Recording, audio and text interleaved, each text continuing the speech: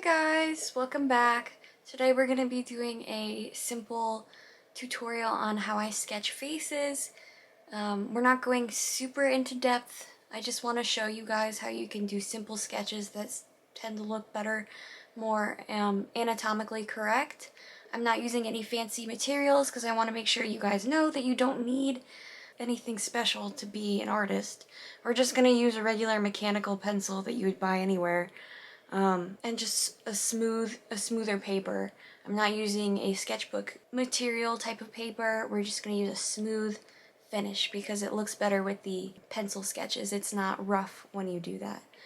I just want to make sure you guys know that you can do this too. It's just practice.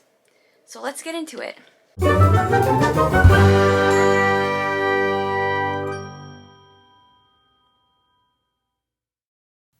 Okay, so I first want to just stress how important it is not to have a heavy hand when you're sketching, because we're just doing the rough draft right now.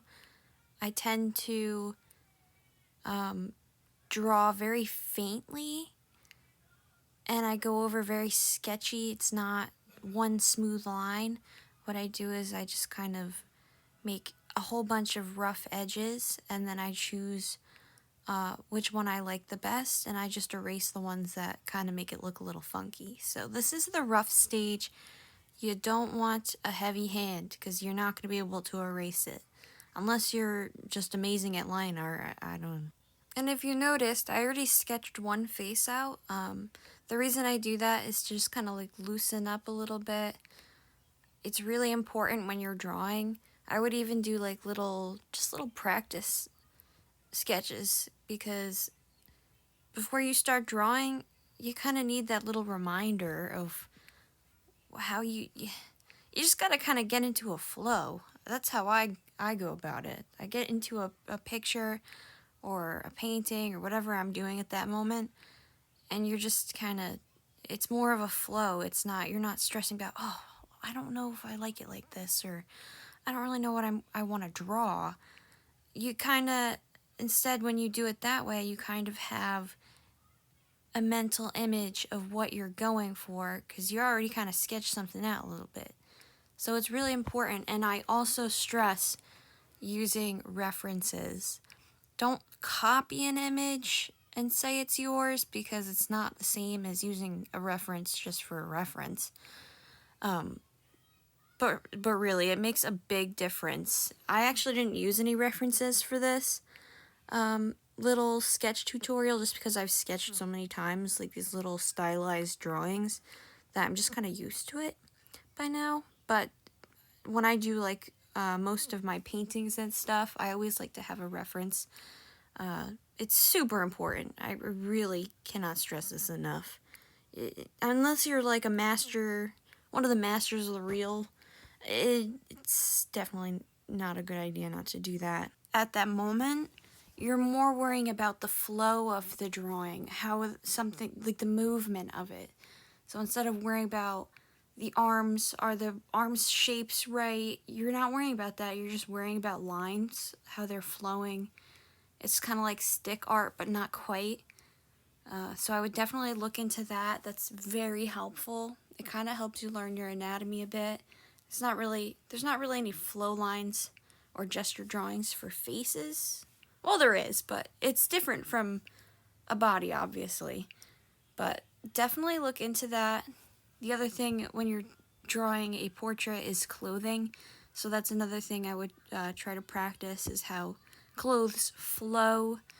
Instead of drawing out like straight outlines, I would practice the flow of where things are bunching up, where things are poofing out. It's really important to think of those types of elements when you're drawing. It's not something that's just stiff and on your body. It's like the same thing with when people are drawing eyes and facial features. They tend to draw them very flat. They don't really give a lot of dimension or depth in their drawings, and that's super important. What I would recommend for faces, since we're talking about drawing faces today, is actually practicing drawing skulls.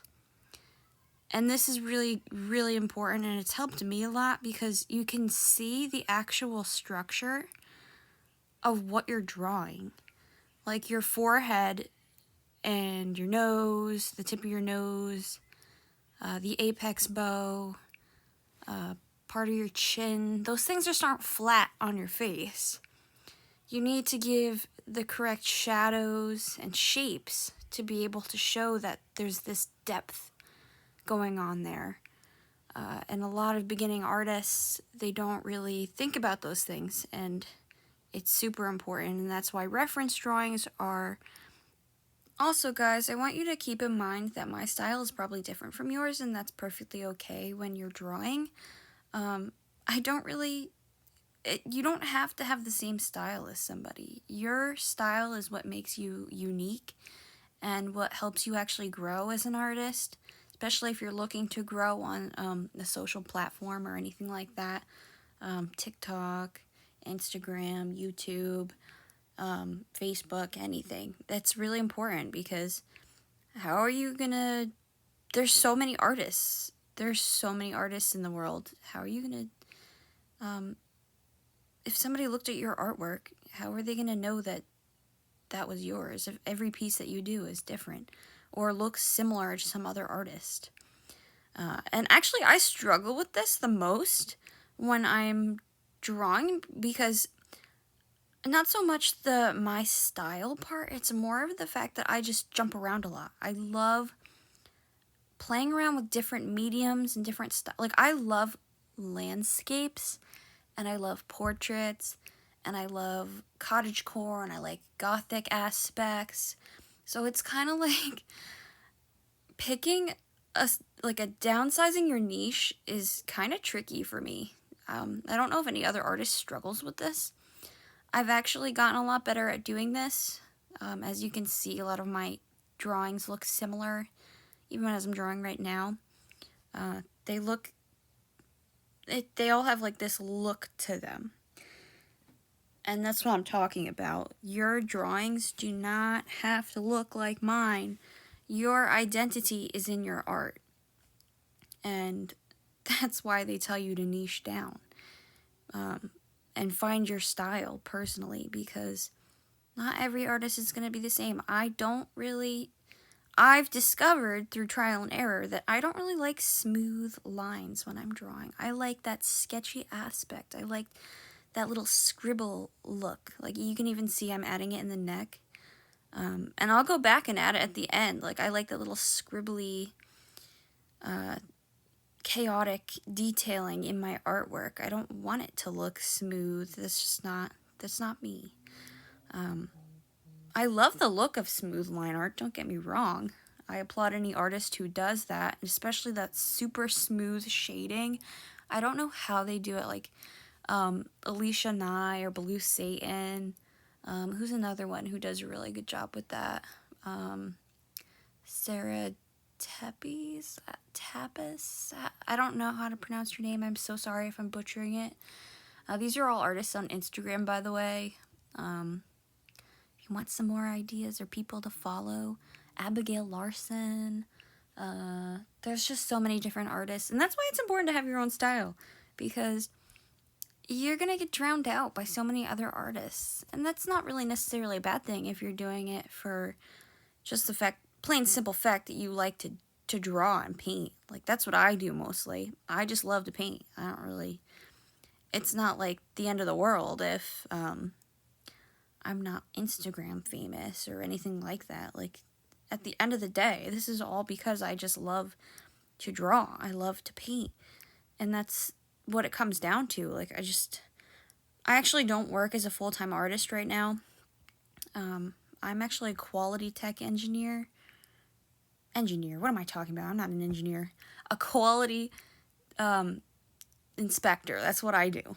It's not anything, it doesn't have anything to do with art. So when I come home, that's what I want to do. I just want to work on my artwork, because I don't get to sit there and do that all day as much as I would love to. And I think that comes from the stigma growing up that artists won't ever make any money if you try to pursue that. And guys, if you're listening to this, please know that is so false. That is so false. That was like drilled into my head from an early age, and I'm so like, I wish somebody told me this sooner. Like, you know, I could have went for it a long time ago, but, you know, that's all right. It is what it is. It's life. So I'm telling you now, if you're listening, you can do it. It's such false information. I think it's just like a stigma or something for artists. You know, like the starving artist stigma. I don't know. I guess just down in history, that's the way things used to be, I guess. I don't know where it stems from. But in today's age with technology and all the way these things are and social media, it's so much easier to reach people and for people to reach you. So please do not listen to that nonsense. It is nonsense. It's just straight up not true. So do your research. I really wish that I knew that years ago, so I'm not starting. Like, actually, you know, I stopped drawing and painting for years because I didn't think that I could do anything with it. And not even the fact that, well, also I was working like multiple jobs because I have to support myself from a young age, but that's just the reality. It's just what happened. So don't do what I did and think that you can't do anything with your talents. If you have this gift, you need to pursue it. It doesn't matter if you're not successful at the end of the day. At least you're doing what you love as a passion or a hobby. Like, just because you don't make it at a young age, or you're not like the top of the top, or you're not in museums, or you're not on the face of magazines, like, it doesn't matter. At the end of the day, like, I'm just a quality like technician. But I come home and I do what I love, and that's what matters. So I really need all of you who are pursuing something or just not sure to do your research. Don't listen to what other people tell you, because chances are is they have no idea themselves and they're just telling you what their assumption is or what stigma they unfortunately have. And it's a shame, but it is the way of life. So learn to stick to your gut and figure things out on your own, because I don't know, that's just my story at the end of the day. I didn't you either had support or you didn't. So you got to learn from that. It's really, don't let that break you. Don't let that make or break you. You can do better. You can do better for yourself. That's just what it is at the end of the day. And your artwork doesn't have to suffer for it. Like I said, I stopped painting for years because I didn't think I could do anything with it. That was what I was told for so many years. So many years. I couldn't do anything with it. There's nothing you could do with it. You can't make any money with it. You're going to be broke. So just don't listen to that. It's wrong. Do your research. Follow other artists or whatever your passion is, and do it that way. Okay, so back to talking about the artwork and a little less about my little inspiration of the day, kind of advice of the day, I guess you could say. We're going to talk about my drawing. So I'm basically just adding those little extra shading lines. They don't have to be smooth again. I like to add little, just quick little sharp edges for line shading. I don't really want it to be super soft. It is kind of soft in a way. You can tell what it is, but I like to use a lot of line in my shading. Also, please, don't do what most people do and shade with their finger. I am guilty of this too, but if you shade with your finger, at least don't be a beginner doing it, because when I tell you how many times I've ruined a piece because I've smudged it with my finger, couldn't get it out, I can't. I'd be rich if I had a penny for every time.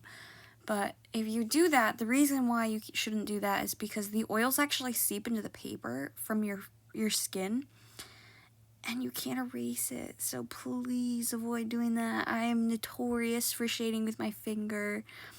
Please don't do it. Don't do it. Buy one of those little blending tips. They're pretty good. They're nifty. They're not too expensive either. What else? I like to shade actually by erasing. They say not to do that for a certain look when you're drawing either, but the look that I draw, it doesn't really matter because I kind of want that in my drawing. So you even see when I'm drawing the hair, I'll make it look really liney. There's a lot of just craziness going on, and then I'll take my eraser and I'll smooth it out and go back over and create that little flow. The reason I do that is because when I'm drawing, I like to just do lines going from the roots all the way down, so it creates a direction of the hair. So then when I take my eraser, I erase it into little chunks, and that gives me more of a flow for the hair. It just doesn't look like, again, flat. It gives you a little bit more dimension when it's when you start to chunk hair into pieces instead of just flat lines. Like if you just had lines going down, that doesn't look realistic. So you can see where I'm adding highlights. I kind of just do a highlight in the middle of where the light would hit, like in the little space buns that she's got going on right there. I shade around the edges of the bun because it shows the movement of where the hair is, because it's going, the flow of the hair, when I say that, it's going somewhere. Like it's not just flat down. The hair is being pulled into the hair tie, so it needs to have that, it needs to show that direction, that movement, where it's bundled up. So you need to think of that when you're drawing hair too. The direction, the flow, where it's going. It's starting from the roots, and it's going where? When it's in a ponytail, the direction tends to be, it tends to flow up, but not straight upwards. Like you can see with the space buns, right above her ear, that little flow, that little C shape that I started to make to show where the hair was, the direction it was going, and it's going towards those buns on the top of her head. It's not just going straight up. You're not just going to do straight vertical lines where the hair is going up to show that. I hope you liked my tutorial. Subscribe, follow me on my other social media platforms. You guys are amazing. Let me know in the comments what you'd like to see next. Also, don't forget to hit that like button.